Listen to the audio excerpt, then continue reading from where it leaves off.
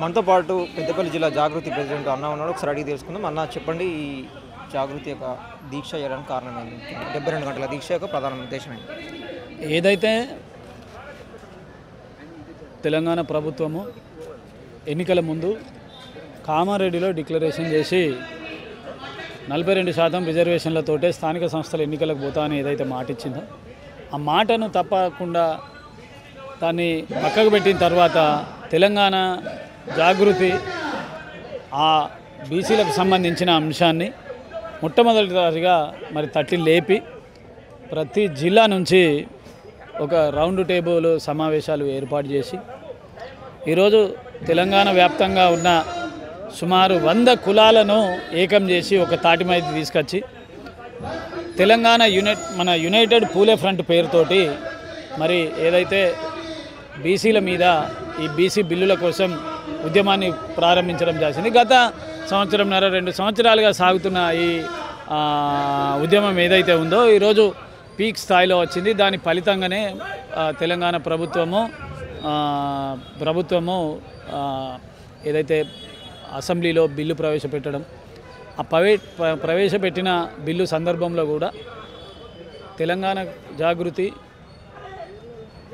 అధ్యక్షురాలు ఎవరైతే కవితకు ఉన్నారో బీసీలకు సంబంధించిన ఒక సంపూర్ణమైన అధ్యయనం చేసి ఉన్నది కాబట్టి ఒక్క బిల్లుగా పెడితే కాదు 3 బిల్లులు పెట్టినట్టు అయిందంటే తప్పకుండా ఉంటుంది. ఏదైతే విద్య కోసం ఒక బిల్లు, ఉపాధి కోసం ఒక బిల్లు, రాజకీయాల కోసం ఒక బిల్లు ఏర్పాటు చేసినట్టు అయిందంటే బాగుంటుందన్న ఒక ఉద్దేశంతో 3 బిల్లులు పెట్టాలన్న ఒక దాన్ని సూచించినప్పుడు మరి దాని పర్యవసానంగానే 2 బిల్లులు పెట్టి ఈరోజు కేంద్రానికి పంపడం జరిగింది. ఏదైతే కేంద్రానికి పంపిన బిల్లుల మీద బీజేపీ తాత్సారం చేసి ఆ బిల్లు ఆమోదానికి జాప్యం చేస్తున్న సందర్భంలో తప్పకుండా వెంటనే ఈ బిల్లుకు సంబంధించినంతవరకు ఒక ఆమోదాన్ని కోసము ఈరోజు 72 గంటల దీక్ష తీసుకోవడం జరిగింది. కాంగ్రెస్ నాయకులు ఏమంటున్నారంటే కేవలం రాజకీయ లబ్ధి కోసమే ఈ దీక్ష చేపట్టింది, బీసీల గురించి మాట్లాడడం కావచ్చు, బీసీ గురించి వ్యతిరేకించడం కావచ్చు అని చెప్పేసి మాట్లాడుతూ ఉన్నారు. తెలంగాణ జాగృతి అనేది ఈరోజు ఏర్పాటు చేసింది కాదు, ఇది 2006 నుంచి ఏర్పడింది. 6 తర్వాత బతుకమ్మ తీసుకున్న సంస్కృతి సాంప్రదాయాల మీద ఆ రోజు పోరాటం చేసి సంస్కృతి సాంప్రదాయాలను కాపాడడం కోసం ప్రయత్నం చేసిన జాగృతి ఏదైతుందో ఆనాడు మన బతుకమ్మ కోసం ప్రయత్నం చేసింది. మరి ఆ రోజు ఏ రాజకీయ ప్రయోజనాలు ఉండే? రోజు తెలంగాణలో అత్యధికమైన జనాభా ఇబ్బంది పడుతున్నారు, వెనుకబాడుతున్నారు అనే ఉద్దేశాన్ని తీసుకొని ఆమె చిత్తశుద్ధితోటి ముందుకు వచ్చింది. ఈ 42% రిజర్వేషన్లు రావడం వల్ల కవితకేం పోటీ చేయదు, వాళ్ళ కుటుంబం ఏం పోటీ చేయదు. కానీ ఆమె ఈ ఒక మెజారిటీ ఉన్న మన సమాజానికి తన వంతు బాధ్యతగా సమాజంలో ఒక చైతన్యవంతమైన మహిళగా, తను ఒక అవగాహన కలిగిన మహిళగా కాబట్టి తను ముందుకొచ్చి ఈ రకంగా తీసుకోవడం జరిగింది. దాని మీద విమర్శలు ఉంటాయి, అవి తప్ప ఎటువంటి కళ్ళగా అట్లా కనిపిస్తాయి. పచ్చకామర్లోనికి ఎప్పుడు లోకమంతా పచ్చగా. అంటే కాంగ్రెస్ నాయకులు ఏమంటున్నారంటే రాజకీయ ప్రత్యర్థులు కేవలం కవితను పావులాగా వాడుకుంటున్నారని చెప్పేసి వ్యాఖ్యలు చేస్తున్నారు. దాని గురించి ఇక్కడ కవితక్క అంటే ఆమె ఎవరికో ఒక పావు కావాల్సిన అవసరం లేదు, రాదు, కాదు. అవన్నీ కూడా చౌకబారు ఆలోచనలు, చౌకబారు ఆరోపణలు కూడా.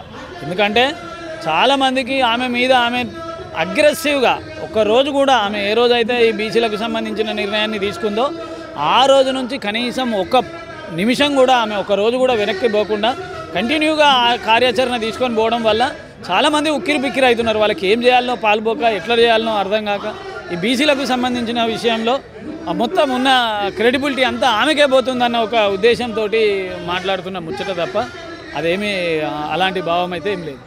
బీఆర్ఎస్ మీద కూడా కవిత గారు చేసిన వ్యాఖ్యలు కావచ్చు, బీఆర్ఎస్ ఉన్న కేసీఆర్ అధినేత స్పందించకపోవడం ఎట్లా చూస్తారు దీన్ని?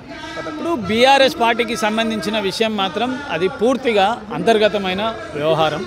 అది కేసీఆర్ గారికి సంబంధించినంత వరకు తను వ్యక్తిగతంగా రాసిన ఒక లేఖ ఏదైతే ఉందో అది అందులో ఆమె ఉటంకించిన అంశాలు ఏవైతే ఉన్నాయో అవన్నిటిని పక్కకు పెట్టి అసలు నేను పర్సనల్గా ఒక లేఖ మా తండ్రి గారికి ఇస్తే ఆ లేఖను ఎవరు బయట పెట్టిండ్రు అనే దాని మీద ఆమె అడుగుతున్నది, అంతే తప్ప పార్టీ నిర్ణయాలను కానీ పార్టీని కానీ ఎక్కడ కూడా అది నాయకులను కానీ ఎక్కడ కూడా విమర్శించలేదు. దానికి సమాధానం చెప్పాల్సిన నాయకులు తప్పుదుగా ఏం చేస్తున్నారంటే బీఆర్ఎస్కు సంబంధించిన వాళ్ళు కొద్దిమంది అక్క మీద కొంతవరకు మాట్లాడడం జరుగుతుంది. కానీ అటువంటిది ఇటువంటి వాటికి సంబంధించిన ఆమె ఇప్పటికి కూడా ఆమె మా నాయకుడు కేసీఆర్ నేను బీఆర్ఎస్ పార్టీ అనే చెప్తున్నది. మేమంతా కూడా బీఆర్ఎస్ పార్టీ. డైరెక్ట్గా విమర్శలు చేస్తూ ఉంది కదా, డైరెక్ట్ బీఆర్ఎస్ పార్టీ మీద విమర్శలు చేస్తూ ఉన్నది. జగదీష్ రెడ్డి గారు కూడా కౌంటర్గా మాట్లాడడం జరిగింది. దీన్ని ఎట్లా చూస్తారు? జగదీష్ రెడ్డి గారు చేసిన కామెంట్. జగదీష్ రెడ్డి గారిని ఒక్కరిని మాత్రమే విమర్శించడం జరిగింది. ఈ 2 నెలల కాలం నుంచి చాలా విషయాలు చాలా సందర్భాలలో ఆమె సుమారు ఒక 20-30 ప్రెస్ మీట్లలో కూడా ఎక్కడ కూడా ఆమె ఏ ఒక్క వ్యక్తిని కూడా ఆమె విమర్శించింది. పార్టీకి సంబంధించిన వ్యక్తులు కానీ వేరే వాళ్ళని ఎవరిని విమర్శించలేదు.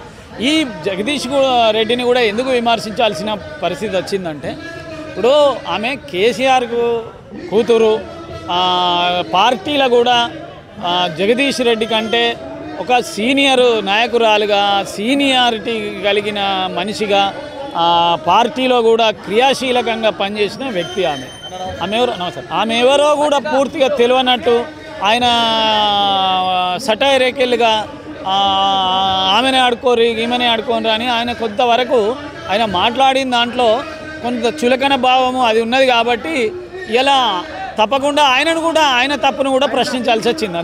అంతే తప్ప ఇక్కడ పార్టీగా ఆయనను విమర్శించలేదు. ఐక్యంగా ఉన్నప్పుడు అంతర్గత విషయాలు మరి వ్యాఖ్యలు ఎందుకు చేయాల్సి వచ్చింది? మరి జగదీష్ రెడ్డి గారు కామెంట్ వరకు కవిత గారు కూడా కౌంటర్ కూడా జరిగింది. దీని వ్యవహారం అంటే మొత్తం పార్టీకి సంబంధించి ఎప్పుడు మౌనం విడబోతా ఉన్నారు కేసీఆర్ గారు? ఇప్పుడు అదంతా పెద్దలకు సంబంధించిన వ్యవహారం, మా బోటోళ్ళకు కూడా తెలియదు.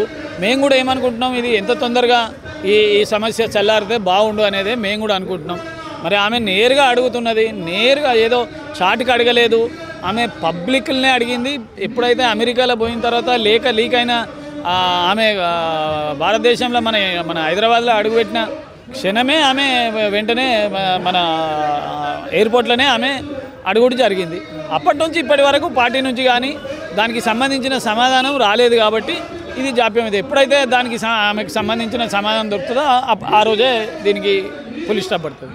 దీక్ష గురించి కావచ్చు, తదుపరి కార్యాచరణ ఏం చేయబోతా ఉన్నారు, అదేవిధంగా హామీల గురించి కావచ్చు, రేవంత్ రెడ్డి ఇచ్చిన హామీల గురించి కావచ్చు, అదేవిధంగా బీసీ రిజర్వేషన్ అమలు గురించి కావచ్చు.